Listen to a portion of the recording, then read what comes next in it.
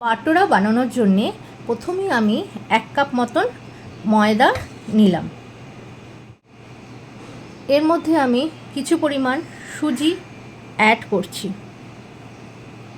এবারে আমি নুন 1 টিস্পুন মতো নুন নিয়েছি, সেই নুনটি অ্যাড করলাম। চিনি 1 টিস্পুন নিয়েছি, সেটি অ্যাড করলাম। দই 200 গ্রাম মতন দই নিয়েছি, টক দই, সেই দইটি এবার অ্যাড করছি। 1 টেবিল স্পুন মতন আমি সাদা তেল নিয়েছি, সেটিও এর মধ্যে দিয়ে দিচ্ছি। দই, সুজি, নুন ও চিনি দিয়ে খুব ভালো করে কিন্তু ময়দাটিকে ঠেসে ঠেসে মেখে রাখতে হবে। প্রায় 2 ঘন্টা মতন যদি আমি মাখার পর রেখে দিতে পারি, তাহলে কিন্তু বাটোরা খুব ভালো ফুলে উঠবে। আমি সুজি অ্যাড করলাম এ কারণে, যাতে বাটোরাগুলো মচমচে হতে পারে। অল্প অল্প জল দিয়ে মেখে নেব। ময়দাগুলোকে আমি আলাদা আলাদা করে পার্ট পার্ট করে নিলাম, কারণ অল্প পরিমাণ ময়দা ঠেসতে কিন্তু খুব সুবিধে হয় এবং খুব ভালো ঠাসা হয়। এইভাবে ঠেসে ঠেসে জোর দিয়ে এই প্রত্যেকটি ডোকে কিন্তু আমি আলাদা আলাদাভাবে এইভাবে যেভাবে দেখাচ্ছি এইভাবে ঠেসে নেব। সবকটি ডো আমার কিন্তু সেইভাবে ঠেসে ঠেসে মাখা হয়ে গেছে।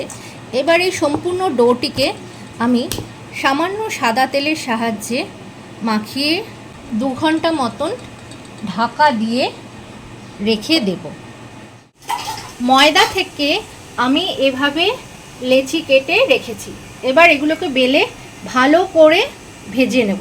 কড়াইতে আমি তেল গরম করে নিয়েছি। খুব ভালো করে ফুটন্ত তেল না হলে কিন্তু বাটোরা ভালো ফুলবে না, সেই জন্য তেল গরম করে নিয়েছি।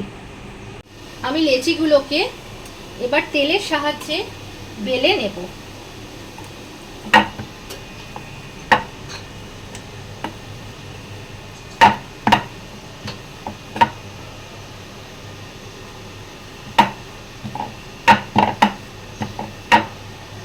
বেশ বড় আকারে কিন্তু লেচিগুলো বেলতে হবে।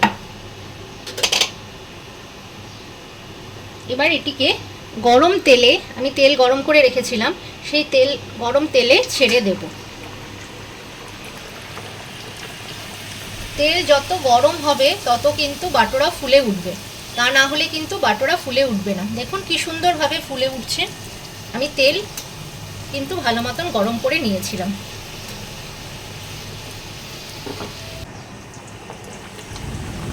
ঝাঁঝরার সাহায্যে চেপে চেপে কিন্তু ভাজতে হবে, তাহলে কিন্তু ফুলে উঠবে। এভাবে সবকটি বাটোরা আমি ভেজে তুলে রাখব। এই বাটোরাগুলো কিন্তু আমরা বিভিন্ন ধরনের সবজি আচারের সাথে কিন্তু পরিবেশন করতে পারি।